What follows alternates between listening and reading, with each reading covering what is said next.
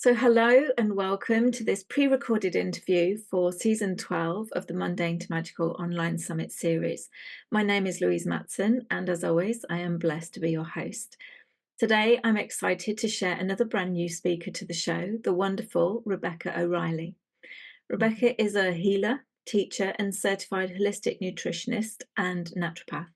She's been studying food, natural medicine, and spiritual healing over many years and combines her background in science and natural medicine to empower people to overcome chronic and mystery illness and heal naturally using food as medicine. Ever since childhood, Rebecca was drawn to food and plants and nature, which she later turned to in search of answers for her own health issues. Through her own healing journey and working with clients, she's gained a deep understanding of the body-mind connection and ways in which we can best reclaim our vitality. Her greatest passion is teaching people how to use food as medicine in daily life and connecting them to the deep inner wisdom that our journey with food can impart. Now, Rebecca is based in Bath in the UK, but she works both locally and internationally, offering nutritional and naturopathic support, as well as angelic healing and angelic energy healing. Now, as always, I'm guided as to who to connect with on the summits, and often the different seasons reflect aspects of my own personal journey of soulful embodiment, and Rebecca is no exception to this rule. Some of you may have known that last year I suffered with a number of acute symptoms that flared up to the extent which rendered me unable to function at times. And this was all a beautiful part of my process of embodying my soul into my human vessel.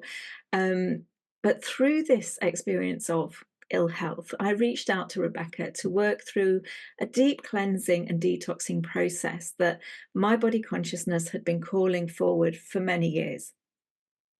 And Rebecca really helped me to reframe my relationship with food in general, and also my relationship with food as medicine, which, as with many of us, had been lost along the way as we, get ourselves caught up in the hamster wheel of the 3D reality. So I'm really excited to share Rebecca's particular blend of magic with you all, and for Rebecca to share her wisdom as we discuss the topic realigning to natural health.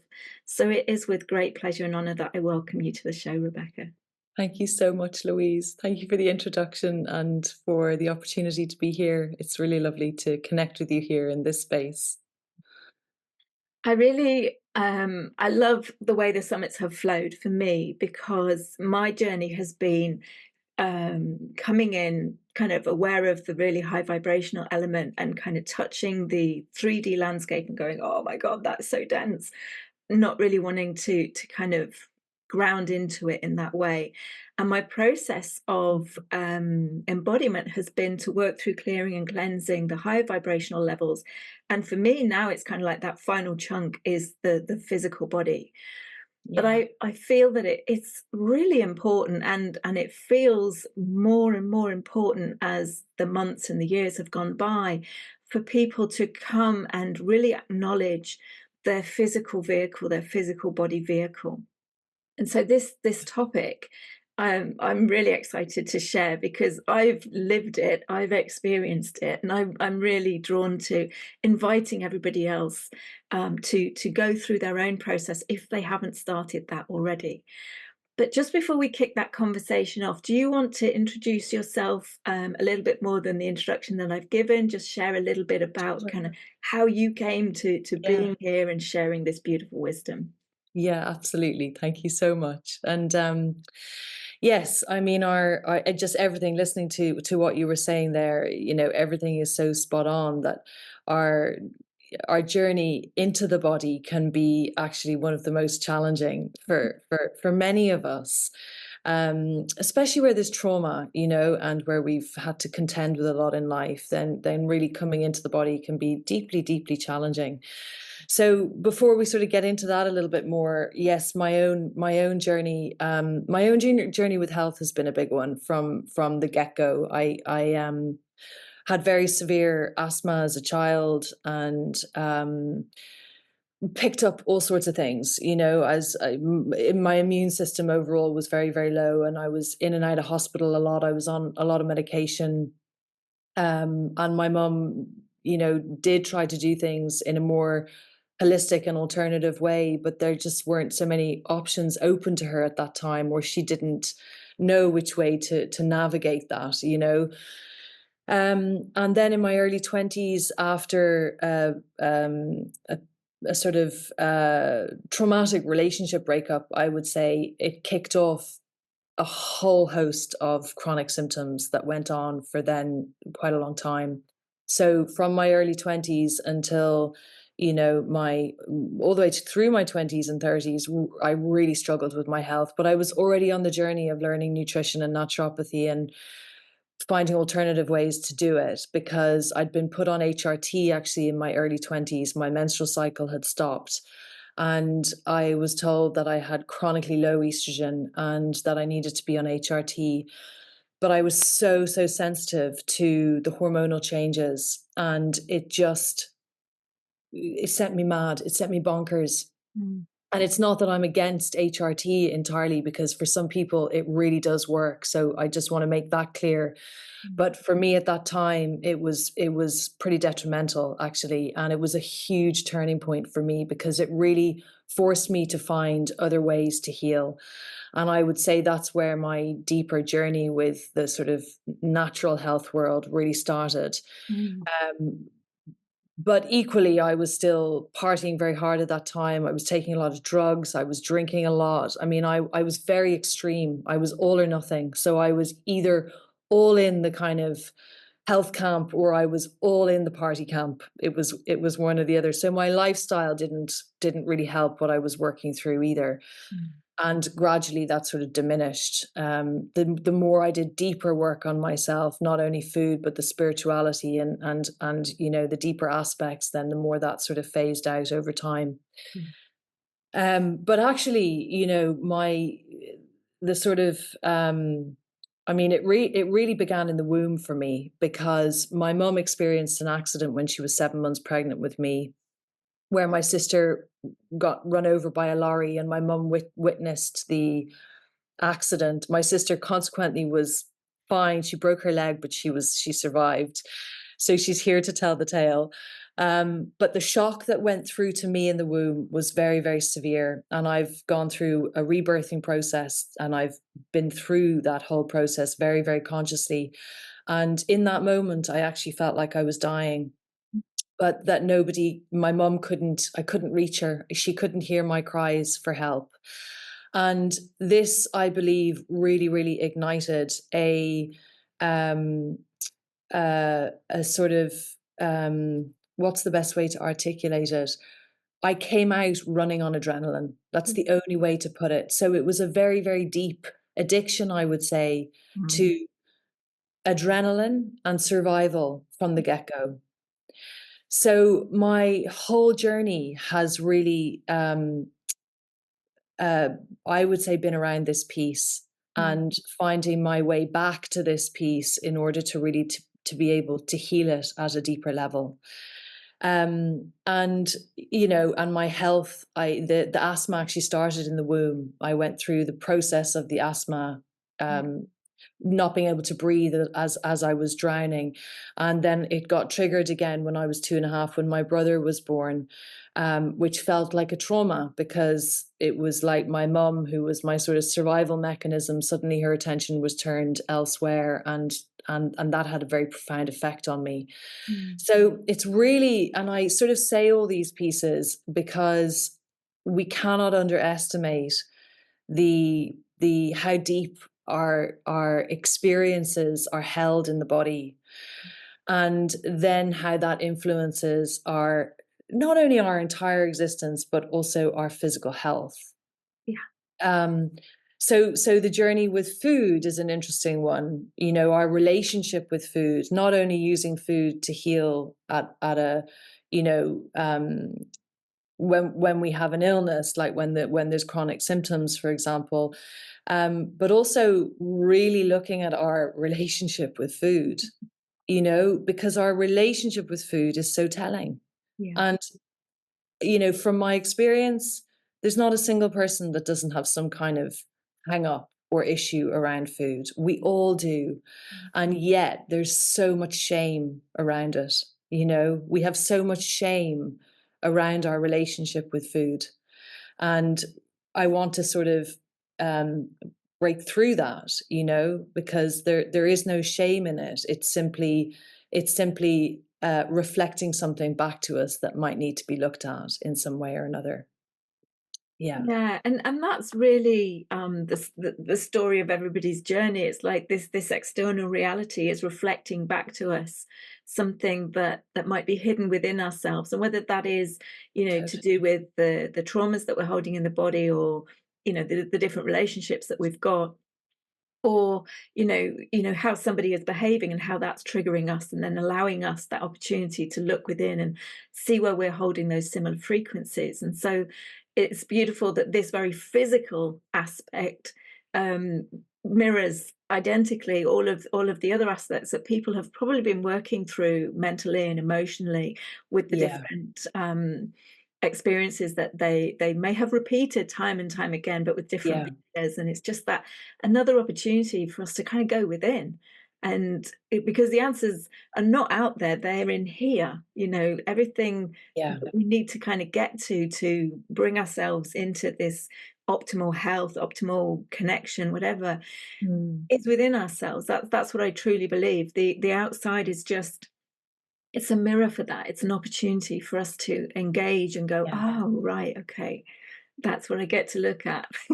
Yeah, I completely agree with you. I mean, it's ultimately all coming from within, in the Mm, sense that our whole perception of reality is coming from within. So when we start changing the within from within, then the outside reality also changes, mm, you know? And yes, and if we can keep sort of using the outside as a tool, for adjustment, then it's a very useful way of being. It's a useful way to move forward, I should say.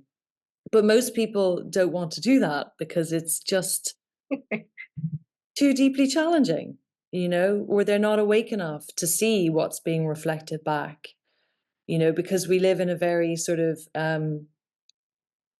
externalized world. Everything is, we're looking for the answers from the outside. We're sort of pointing to others, there's sort of it's blaming towards the outside rather than really looking at what's happening on the inside, if that makes sense. yeah, absolutely. And I do feel that it kind of takes a little bit of detachment.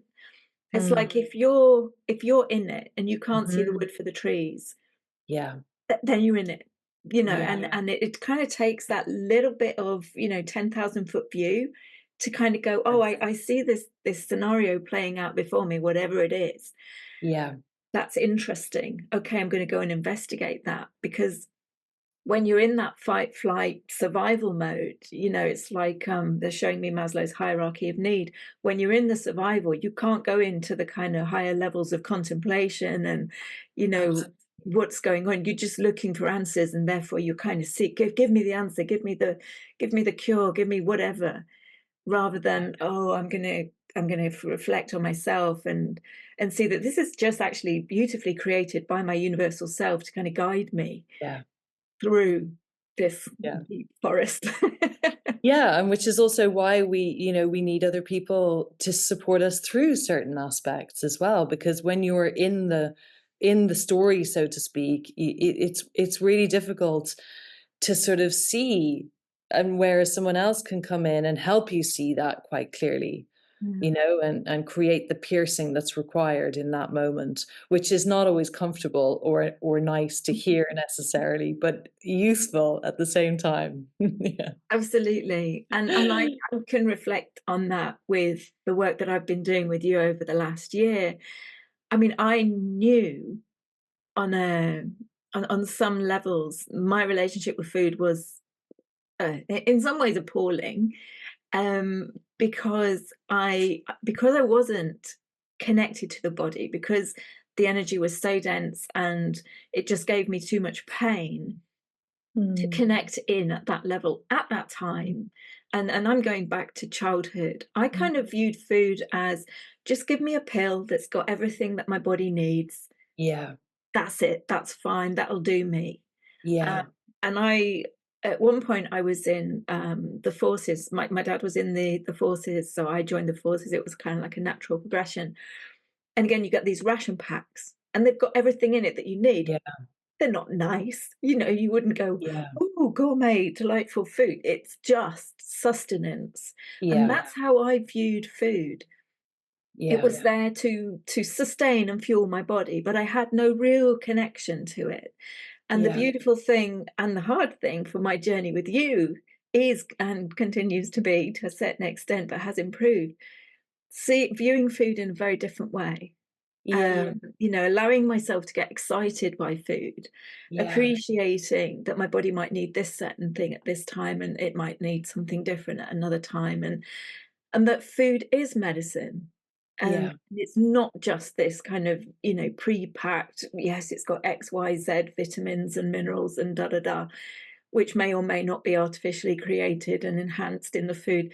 But years ago, I wasn't bothered. It was like, as Yeah. long as it's got what I need to function, that's fine, because I don't want to engage in this physical level. Yeah. So my journey through last year and then through this year of healing with you has completely shifted that. Yeah. And yes, it's not easy, Mm. because a lot of those beliefs were really hard set. Yeah. Um, and again, we're very much connected in trauma. Yeah. So that's something that I want to go into, is the amount of trauma that we're holding, Yeah. and the connection to that level of trauma to chronic illness, because I wouldn't have said that I was chronically ill until Yeah. I had that year where it all just kind of blew up in my face. Yeah. But having worked with you, I can look back and go, oh yeah, because my relationship with food wasn't great, Yeah. this thing had been coming on for a long time. I've just been really resilient and just kind of bulldozed my way through life to this point where everything just went wrong. Yeah. Yeah. I I hear you, and we can do that for so long until there becomes a point where the crash happens, you Mm, know? Um, and yes, I mean, so where to start with this piece, really? I mean, we live in a world that is um, heavily toxic, really.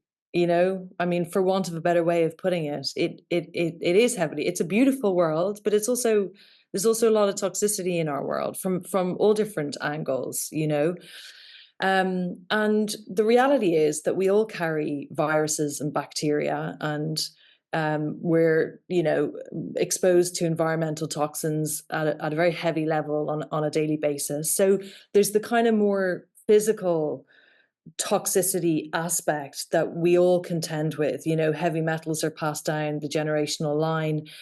Viruses, you know, the herpes viruses like Epstein-Barr virus, shingles, herpes simplex 1 and 2, you know, these herpes viruses can be passed down the generational line. So we often carry these from birth.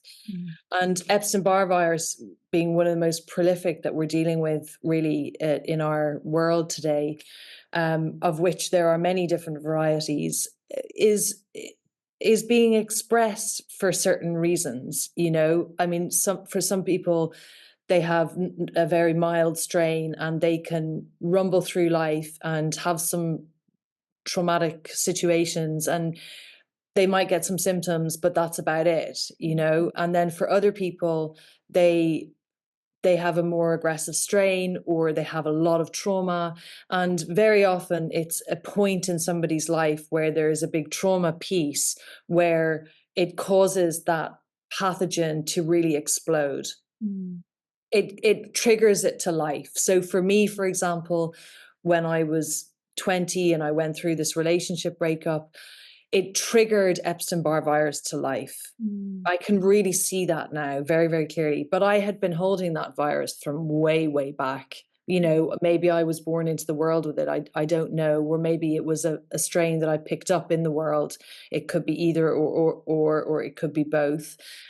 And And then if we don't know what to do in those situations because we don't know what the root cause is that we're dealing with, it can cause it to proliferate in all sorts of ways. And it can be very pervasive because it can affect all different parts of the body. And then you think, oh, I'm dealing with gut problems, I'm dealing with hormonal problems, I'm dealing with fatigue, I've got all of these symptoms that seem isolated and separate, and yet they're all connected because you're dealing with a very aggressive strain of viral load in the body and a load of toxicity that you never even knew was there, you Yeah. know? Yeah. So then that in itself weakens the body even further. So you've got the trauma piece and the trauma pieces that, over a lifetime that you're now contending with, and you've got this sort of viral toxicity piece that you're also dealing with. So it requires us to work in a way from all angles, and food is one very, very powerful angle in, because it helps to, if we're using the right foods, if we learn how to really use food in a medicinal way and really harness its power, then particular foods and approaches to food, let's say, will stop that pathogenic load in its tracks. Mhm. It will halt the progression of that condition or those symptoms that that person is dealing with, or it will soften them. And Mm. that might take time, don't get me wrong, depending on what someone's dealing with. It's not something that just happens overnight. But the most important thing that we can do in that situation is learn what foods we need to stop eating in order to keep feeding the viruses and bacteria that we're holding in the body. And that's something that's really, really misunderstood. I mean, that's a piece that I learned from the medical medium work from Anthony William. And that's not understood in the medical community, for example, because, well, it's a big area of contention. It's a big area of debate whether or not viruses are alive and living, or whether they're you know I don't know what the sort of other side of what you would call it. I mean, from my point of view, how can they not be alive and living? But there's sort of two sides to this argument. And from Anthony's work, I've really learned and experienced through my own body, when I stopped eating certain foods, that condition started to really halt. It Yeah. was so clear, Yeah. and even the cold sore virus, when Mm. I ate an overload of certain foods like eggs, like gluten, like dairy, I would break out in one cold sore after the next. And Mm. this was, when my immune system was very, very low. And so when those foods got cut, I could really see the healing that was happening immediately. Yeah. So that was very clear. It was very clear to me. So we can test these things. We can be our own experiment. The other thing that food does when we're using it in appropriate ways is it starts, not only to cleanse out the body physically, it also starts to cleanse the emotional body, Mm. and that the denseness of the emotional body. And that then opens the pathways for deeper trauma to be released. And I've really, really witnessed how much how much deeper the journey can be when we really learn how to use food as a tool to open the body up. But we use food very often as a tool to keep us dense, you Yeah. know, which you'll probably relate to, Yeah. and we all do it. It's totally understandable because, allowing the body to open up is quite a scary thing, Yeah. Yeah. especially if we've been living up here for our whole lives. Sorry, I've got my dogs in the room. So Oh, they no problem. just barked. Yeah, no problem. I didn't even hear the bark. Welcome, dogs. Welcome in. Yeah. Yeah, I mean, Um, so when we're living up there, it's, we're not even aware of, it is scary to go deeper into yeah, the clearing and cleansing. Um, yeah. I mean, I'm laughing because yeah, I've used food to numb myself, and again, Yeah, this is where a lot of people's addictions come from. It's yeah, that, even when you're on a spiritual journey, and I will hold my hand up. yeah.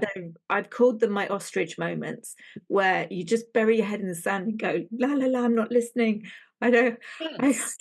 I've done this work. I've been through this, and I've cleared that trauma. I need a break, so I'm going to go into sugar. I'm going to go Yeah, into whatever.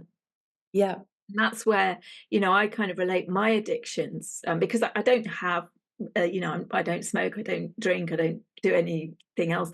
So for me, it was through food, and very yeah, much to that kind of just dampening down, just give me a break, just kind of, I don't want to yeah, deal with, what's going on, either what's coming up for me. I just want to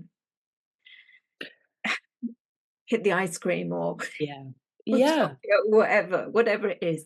Even when I know yeah, I'm not great with dairy, that I'm not great with, yeah, gluten, I will be craving, yeah, those things.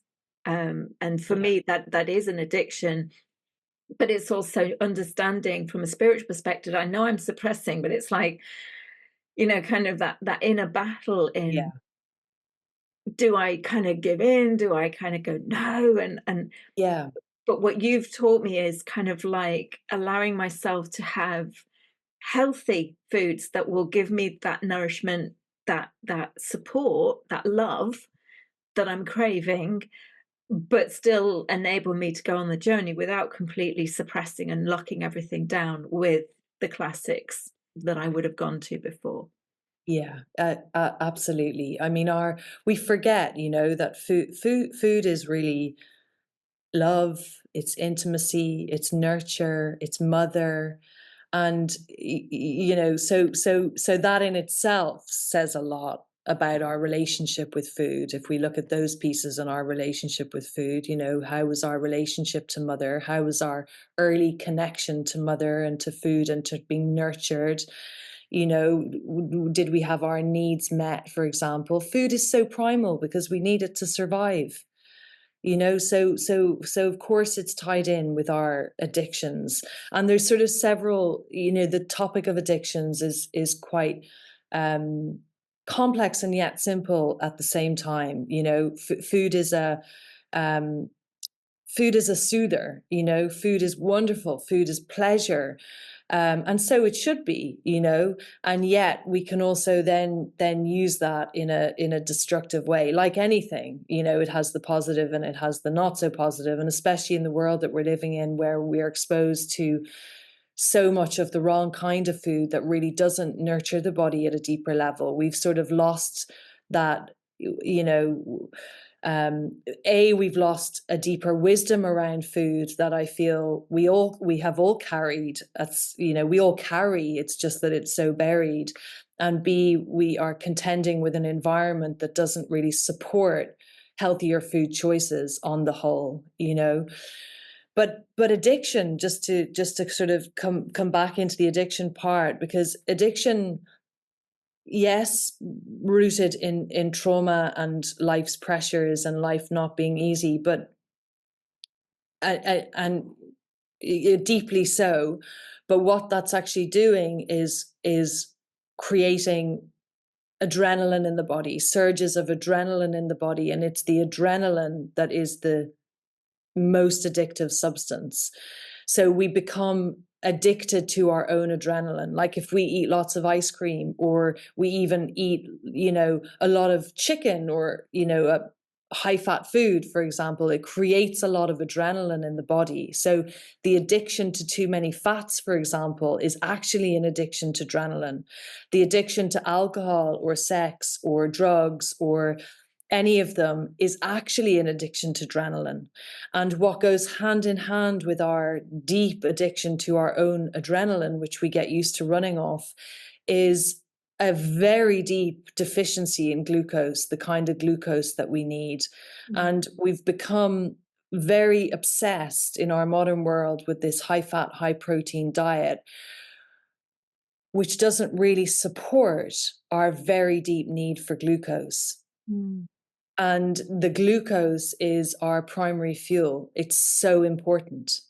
So while a high fat, high protein diet can support people in regaining their health in the shorter term, and it helps to sort out health markers in the shorter term, so it does have a place necessarily, but it doesn't really support our longevity or our longer term journey with food and health, Mm. because we will at some point eventually start craving carbohydrate, and then we usually start craving the wrong kind of carbohydrate.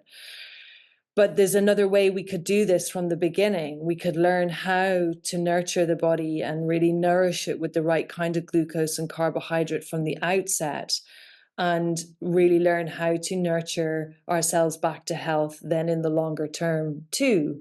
So it's a win-win situation, because we're learning how to heal our relationship with food. We're learning how to really see our deep addictions and our addiction to adrenaline in particular.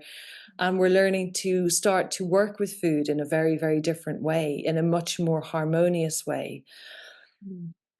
So it's very interesting. And just relating it back to my own journey again, I mean, I literally came out running on adrenaline.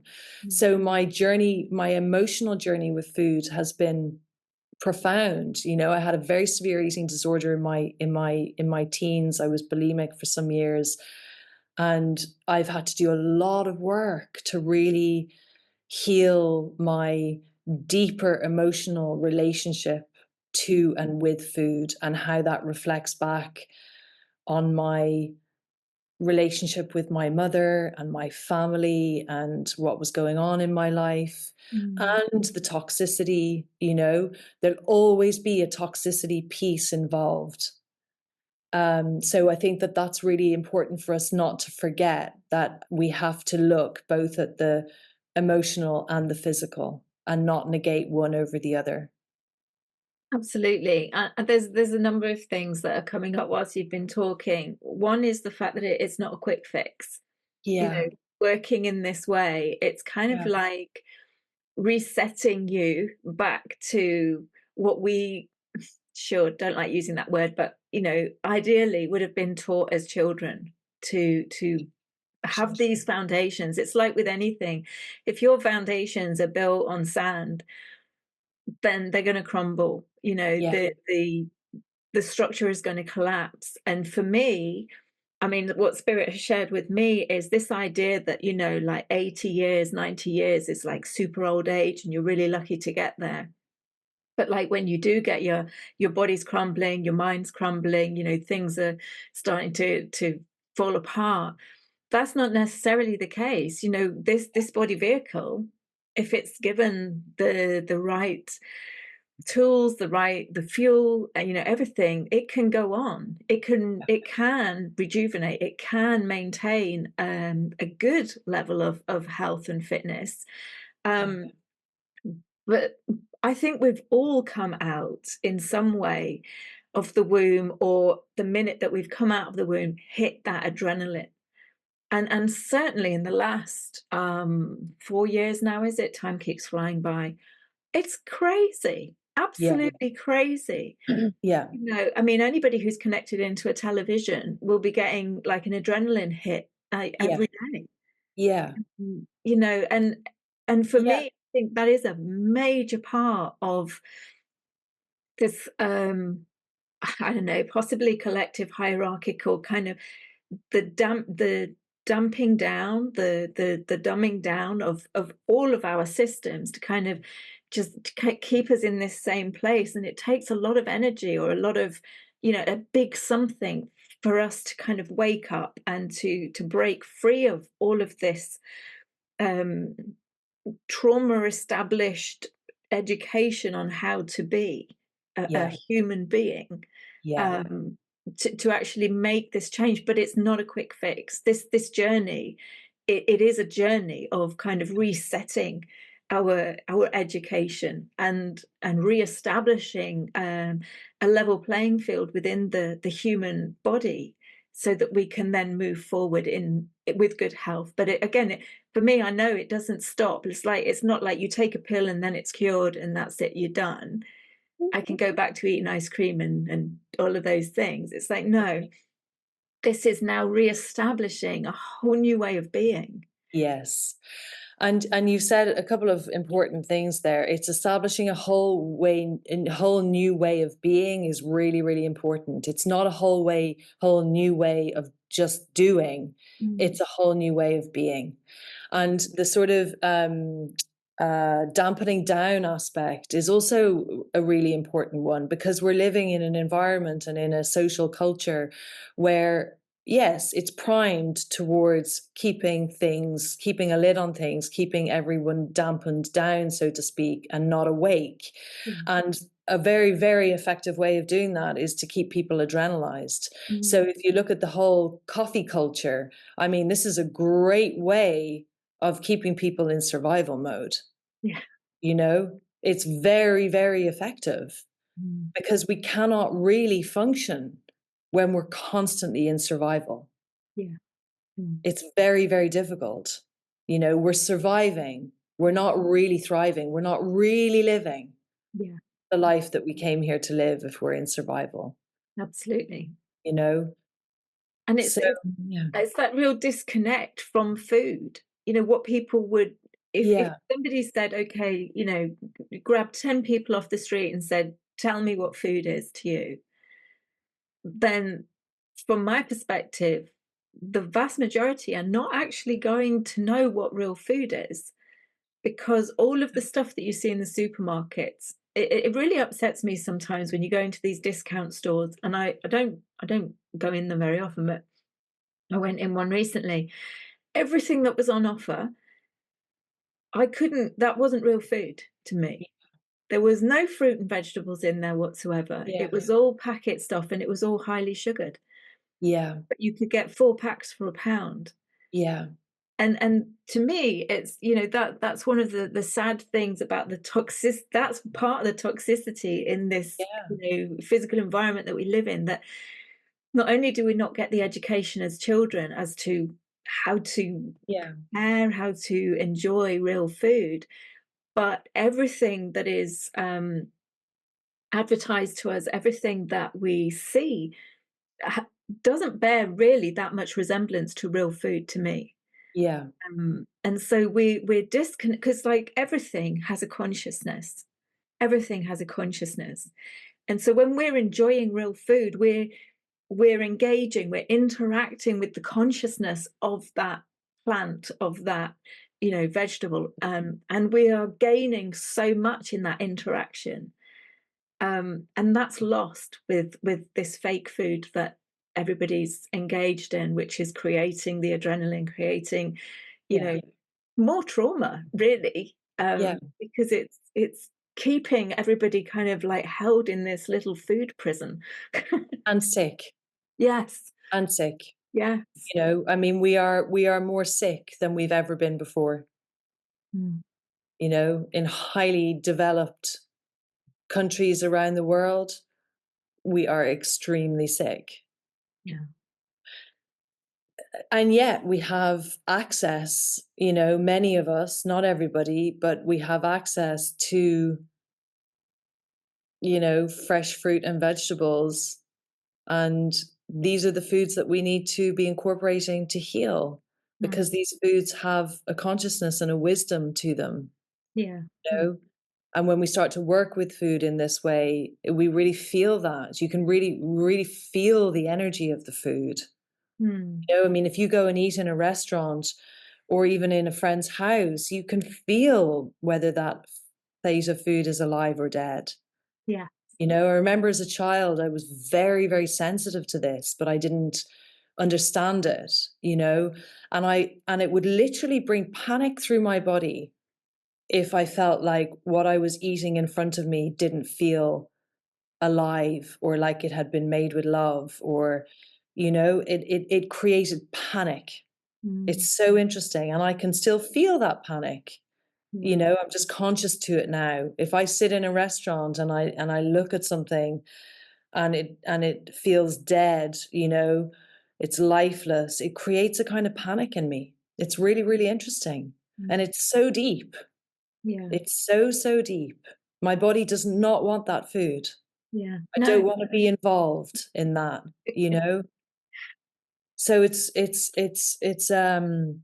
yeah, it's important that we learn how to really use the wisdom of food to heal, not only if we have chronic symptoms and chronic, it can be quite a misleading terminology. Like you were saying, you didn't ever believe that you had chronic illness, and we don't have to label it as chronic illness. We can have a set of symptoms that we've experienced over a long period of time, which you can then call chronic. Chronic just means long term. It's just that the word chronic illness, I think, has a kind of certain tone to it that seems quite severe. But anything anybody has been experiencing over a prolonged period of time can be categorized as a chronic symptom, or maybe you've had a label put to it, like you've had chronic fatigue or fibromyalgia or some of these specific labels. Mm. But I would say most of us are dealing with some kind of chronic symptom. Mm. Most of the world is dealing with some kind of chronic symptom. And we're living in a world where we don't have a choice but to learn how to use food in order to heal, unless we want to stay very sick. Yeah. So it's such an important part of our current journey as human beings, is to bring back this wisdom around food. Mm. I mean, fruits and vegetables and the plant kingdom, the whole plant kingdom it's alive, it's pulsing. Mm. It's offering us its gifts every time we put that food in our mouths. And that's not to negate other foods. Like animal food has a purpose. And for some people, and it changes over time. Some people just don't need any animal food and they do really, really well on a plant-based diet. Other people at particular points in their life might need more animal food, and then there might be a time where they don't need it. And this is another important point, I think, is the dance with food and not to become stuck. Yeah. We don't have to be stuck in a box with food.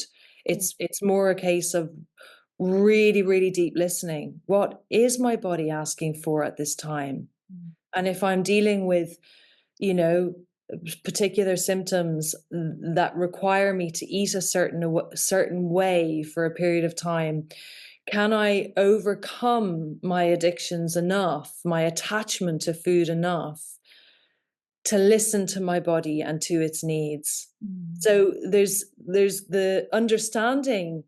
First of all, we have to understand what we're dealing with in our own bodies. Second of all, we have to understand the healing benefits of particular foods or particular approaches to food. Mm. And then we have to understand how to put it all together. And we don't get this education. No. You we don't get this education anywhere. Yeah. And yet it's the base. Mm. How we eat and how we're looking after this vehicle that holds our spirit is so fundamental to our journey here on earth. Absolutely. And for me, I feel like more so at this time than ever. I mean, yes, you could say that about any time, but we are going through fundamental shifts. If you look astrologically, Pluto, who sits in a sign for 250 years, is moving into Aquarius. So we are literally moving into a new age Yeah. in a lot of ways. And for me, if we're doing all of this work on the spiritual level, the emotional level, the mental level, to prepare ourselves to be able to bring in the highest frequencies, to embody those highest frequencies, then it's absolutely essential. It's crucial that your body vehicle is in a reasonable enough state to Yeah. be able to hold those frequencies, because Yeah. you're only, when I was in the Air Force, you were only as good as your weakest person in the team. you Yeah. know and if you're doing all this work and you're connecting in with these amazing high frequencies and everything like this, but if your body is in a state of viral overload, a state of high toxicity, just completely on its Yeah. knees because of everything, and there's no judgment, I don't judge Absolutely, there's no any judgment. of this. There Yeah, isn't whatsoever, but if your yeah, body is really on its knees because of everything that has happened and gone before for whatever reason, yeah, then you're not gonna be able to embody those frequencies into the physical. yeah, And if we, as the conscious people who are working in this way, can't do it, then we can't be that drop in the ocean that ripples out, that touches everybody else. yes, That exactly. 100th monkey effect can't take place if we can't anchor into our own body vehicle these frequencies. How are they going to spread? Yeah, That's kind yeah. of how I see it. Yeah, absolutely. No, and you're so right. I mean, we're hovering up here. I learned from one of my teachers that often in the sort of spiritual world, it's said that one of the hardest journeys is from the head to the heart. Mm. But actually, it's from the heart to the lower chakras Yeah, because we do not know how to inhabit these lower chakras. In the East, it's really all about the power that comes from your belly, from your hara, mm, and we don't learn that here in this part of the world. So we spend a lot of time up here and way up here, but actually we're on this earth for a reason, and we've been given these bodies for a reason. So our deepest journey really is learning how to come deeply into the body, to embody the body, yeah, you know. But just one thing you mentioned as well that just sort of struck me to say is chronic chronic symptoms often come right at a point where they're needed. So in some ways, even though this sounds completely counterintuitive, we also have to be thankful for these viruses at the same time yeah, yeah. because they're teaching us some very deep lessons Mm, that we need to learn. mm, And they're very often taking us on a journey deeper into the body, connection with the body, mm. and clearing us out in ways that we don't fully understand, Yeah, yeah. you know? So, but we have to be able to meet that.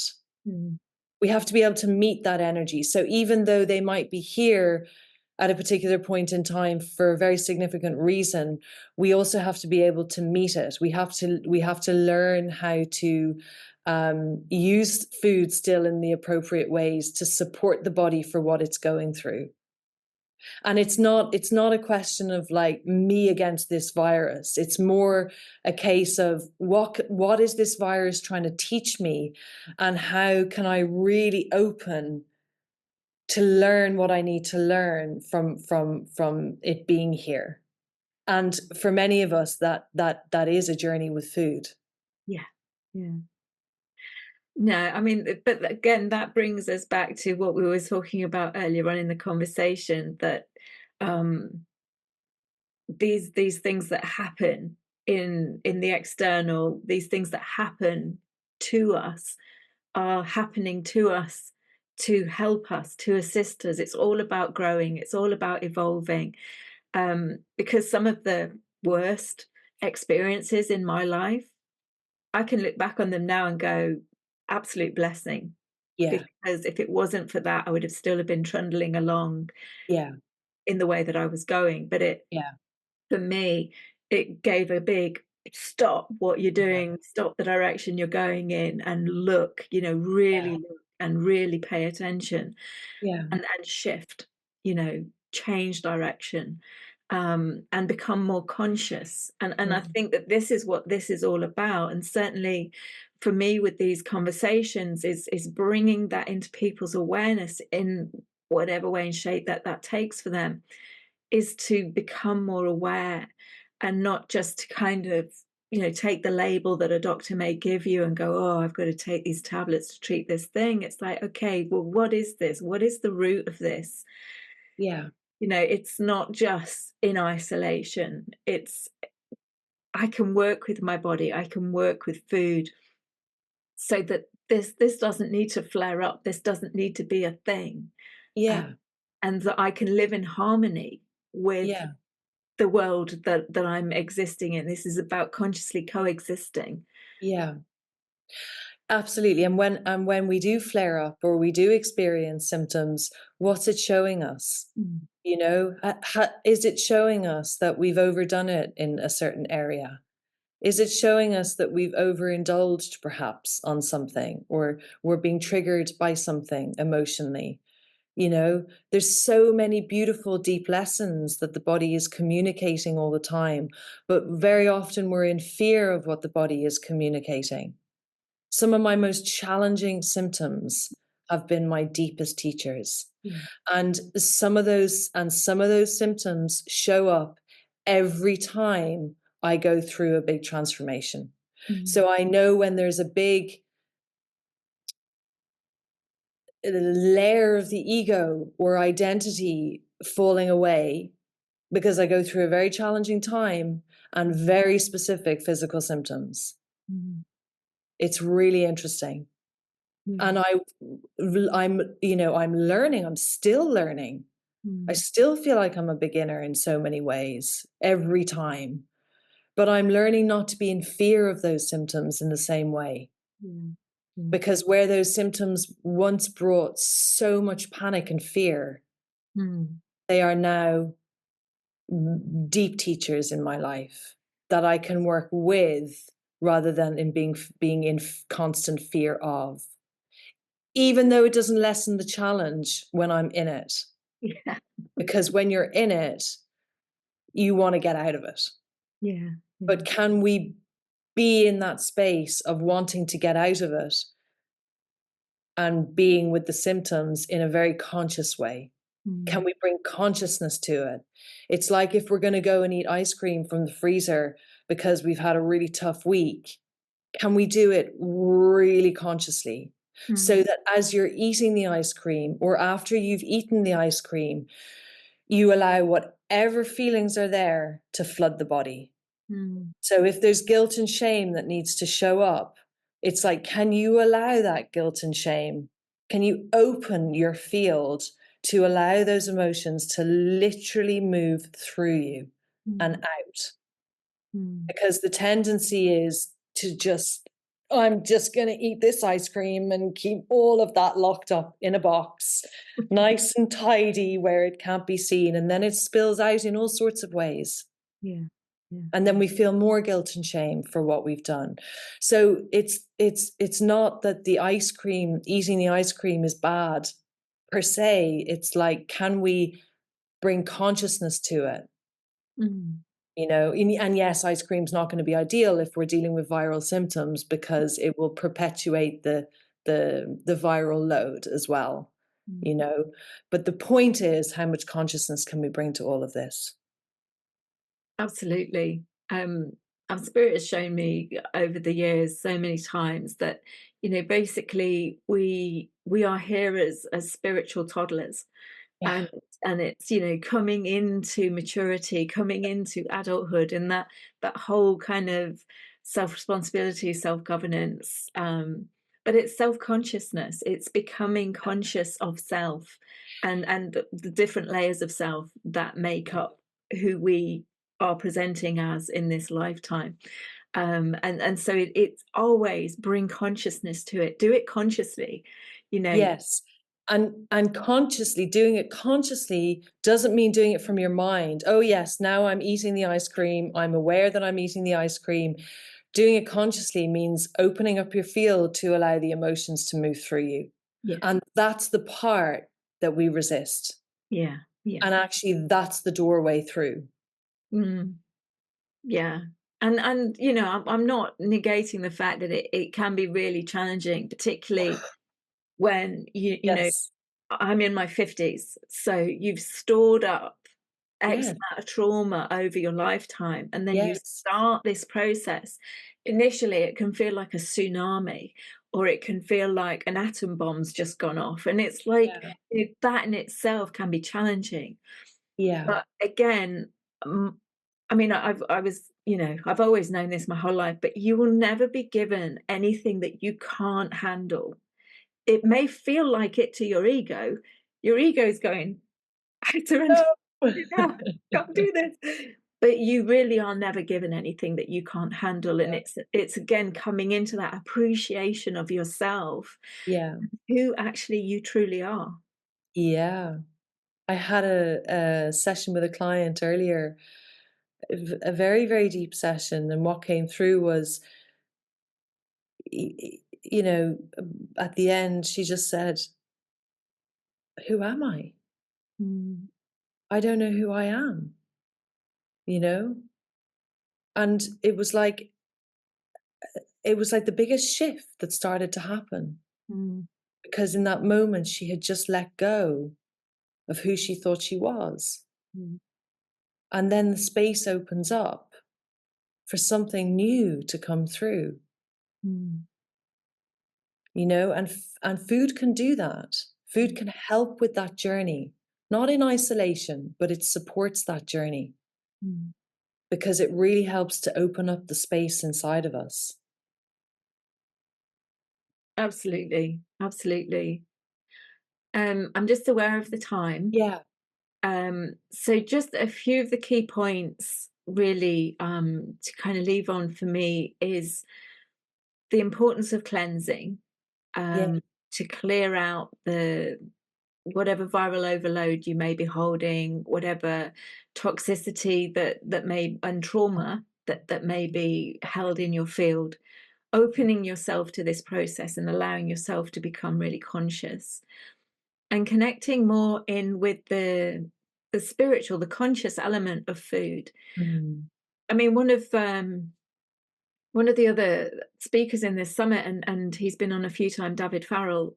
I mean, he talks a lot about connecting with plants, plant medicine, yeah, and people kind of see plant medicine. Oh, that's a certain number of plants, usually herbs, and some psychedelics, but that's plant medicine.